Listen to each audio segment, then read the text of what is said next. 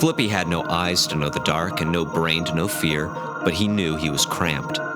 Inside the vast deference, 60 million of Flippy's siblings writhed, pressing porcelain bodies against one another, crushing some, injuring others, and making all pray for the moment of release. Flippy was named Flippy because he had a stubby, crooked flagellum.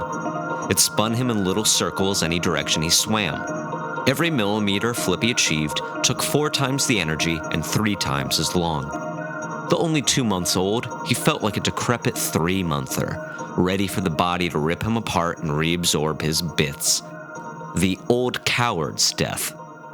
Already his beady head was lacerated by his littermates' aggressive, healthy tails.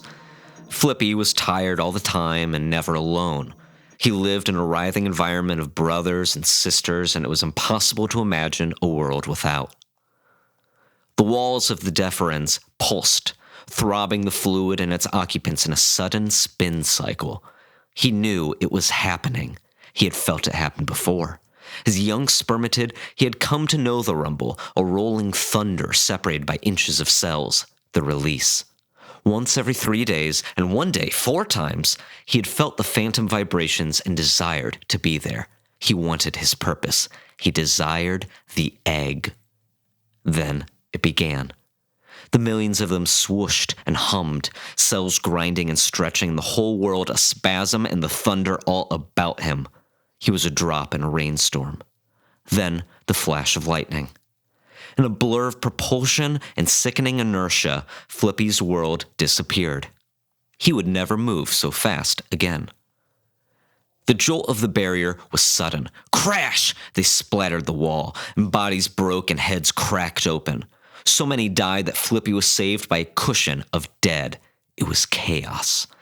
Flippy knew, as did all of them, that he had to race. Every other sperm be damned. A nearby sister beat tornadoes in the fluid, clubbing and splitting the weak sperm in her way. Flippy spiraled to the side and just missed the lethal swings of her flagellum. As the healthy rushed forward, Flippy tried to follow. He swam no more than a few looping nanometers when a traffic of sperm raced back his way. They were more panicked than before, zigzagging and crashing. There was nowhere to go. Microscopic heads beat against sterile plastic walls until organelles rattled in their membranes. Flippy tried to join the fray, but swirled in slim circles instead, an outsider too slow to panic properly. Minutes passed. The sperm were tired, lost, and senseless. They had stopped moving entire. Flippy tried, but could not beat circles in the heavy fluid. More than that, he was impossibly cold. He beat his misshapen tail, and the fluid hardened it into place. Motion stopped, the fluid became gel, and Flippy was frozen. A statue of deathless life. Months passed, then years. He felt every second. If Flippy could dream, it was of the old coward's death.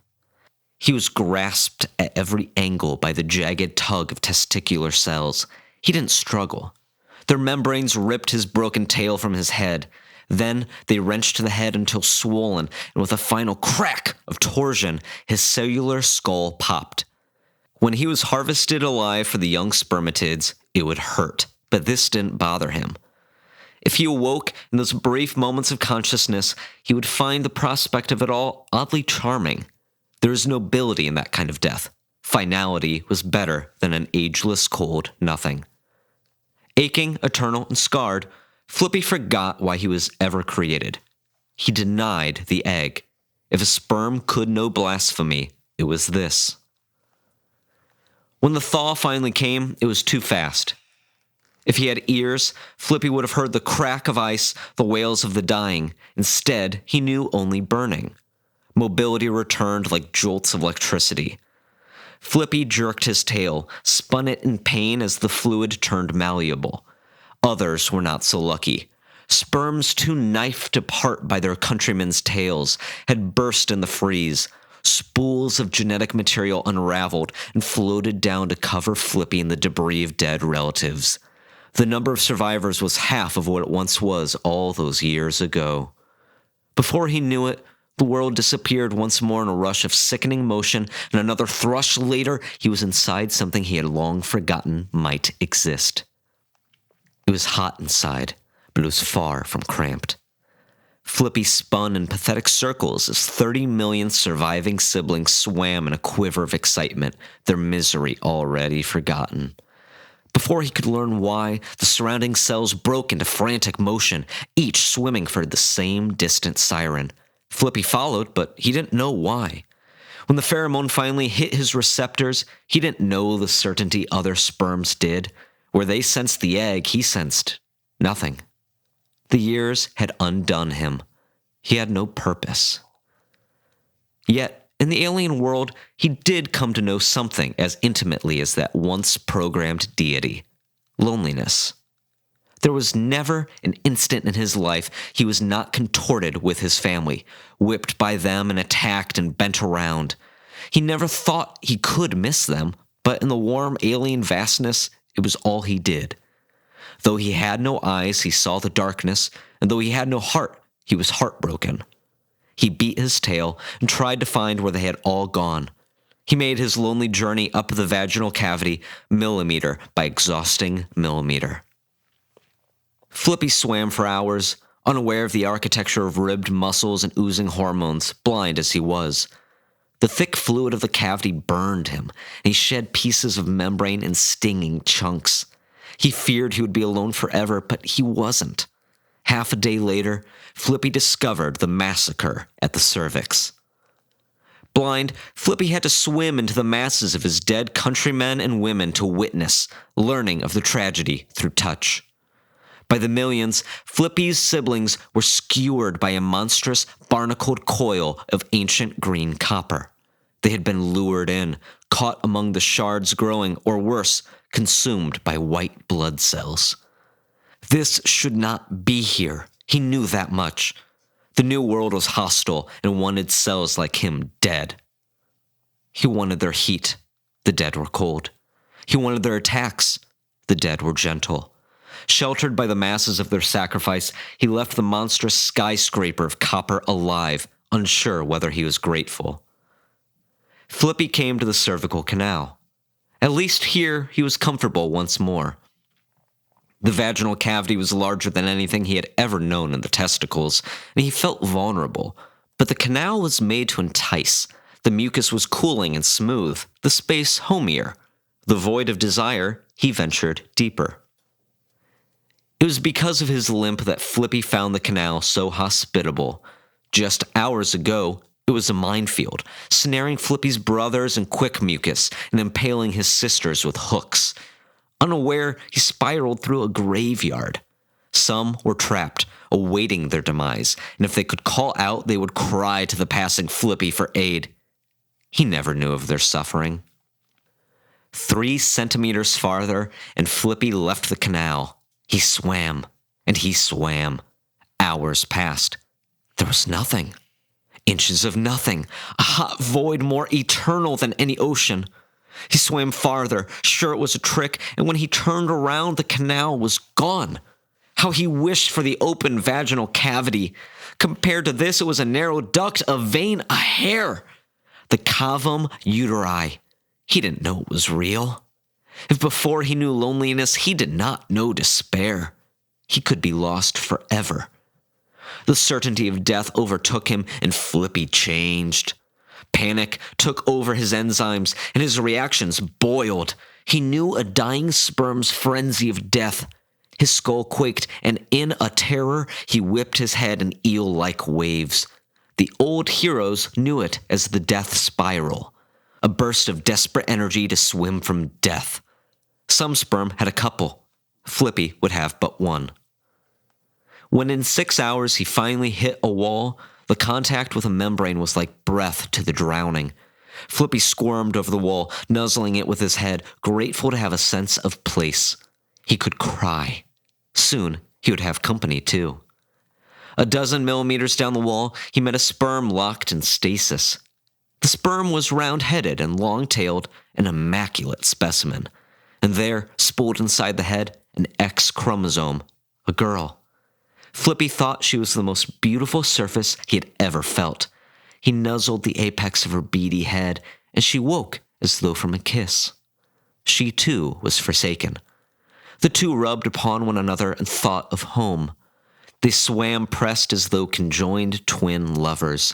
Her body to right him, Flippy didn't swim so crooked. The nightmare had ended, replaced by a beautiful dream. Flippy had never known just one other sperm. The flow of fluids and bodies all his life prior was anonymous and fleeting. Trying to know a single sperm was like trying to trap a breath. Yet somehow, here he was, making friends. He named her Waggy. It was a few hours later when Waggy changed. Though she had endured much of what Flippy did, the fields of dead, the eternal void, Waggy obeyed a call Flippy had denied. She started swimming faster and faster. Flippy tried to keep up, pleading for her love. Wait! Please! He couldn't swim fast enough, not without her. Alone, at the end of his second day in the new world, he followed Waggy long into the night, though she was gone. She led him right to the fallopian tube. Though Flippy had denied the egg a lifetime ago, even he was swayed by its presence. It sang to him, a call as distant as the thunder he heard those years ago, but sweeter, saccharine. The song sickened him, but if he could feel curiosity, he felt it for the object of his only friend's desire. He followed Waggy inside, beating his crooked flagellum in pathetic circles. As the distance closed, through the mucus and weeping hormones, he felt commotion. He swam with vigor and soon found them. There were dozens of sperm, and they were alive. In a frenzy, they beat one another and smashed their heads through a mesh of membrane willows, thick, grating mucus, an alien force field. Flippy never knew the egg could be so big, an entire horizon. Drawn by the lure of company, forsaking the song rattling his scarred little body, Flippy joined the fray. He had forgotten the comfort of the sperms, the familiar slap of their tails and kiss of their heads. However, even he didn't miss the stabs or pummelings. Still, he pressed close, like prey trying to hug a predator. The sperms paid him no mind. Bewitched by the siren song, they tunneled ahead. They chipped away at the barrier with fervor, caring not how they destroyed their sisters and brothers in the process. Threads of shattered chromosomes cried through broken bodies, tangling themselves around Flippy's crooked tail. The first membrane was broken, and 20 of the surviving sperm gushed through. Flippy fell in. It was a thick mucus again, and with the entrance inside, the enveloping egg grew agitated. The protective mesh became hot and bitter, and in the pushing bundle of sperm, the outer members sizzled under the attack. Their dying bodies twitched alongside Flippy, but he was in too much pain to mourn them. In their death spasms, they broke his limping tail, bashing it one way, then another. The acid cauterized Flippy's tail clean in half, but it did not leave. His own dead tail followed him deeper inside the membrane. There were only 3 other sperm still alive, and Flippy was broken. He found it hard to convince his nub to beat any more. He began to accept the encroaching darkness. That's when his blind bullet of a head felt a familiar body beating against him. Waggy was ahead, and she was in terrible shape. Her tail was fractured, her body riddled with holes. She was leaking. Flippy swam up to meet her, to press himself to her once more, comfort her pains and nurse her injuries. She wanted none of this. She had forgotten Flippy the moment she sensed the egg. She didn't care for company, didn't miss the lattice of sperm bodies from the days of old in the testicles. She wanted her prize. She wanted her prize. As Flippy tried to comfort his lover twin, she beat him with the fractured bits of her tail like a baton. She bashed his head on the nose until it squished, then beat him about the chin and forehead till they squelched. Each beating of her former friend sent her nanometers closer. Her deity was within reach. Flippy could not understand the attack, could not explain his friend's violence. It did not stop his devotion, though. The harder she beat, the more he pushed to hold her, to feel her once more. When her body stopped wriggling, he thought she had finally accepted his love.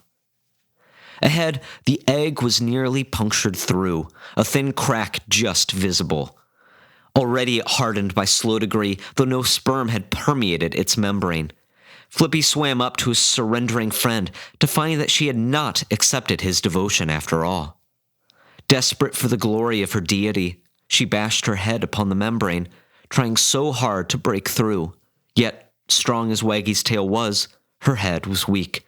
She splattered her brains upon the door to heaven, leaving Flippy alone with her body. His lover was gone.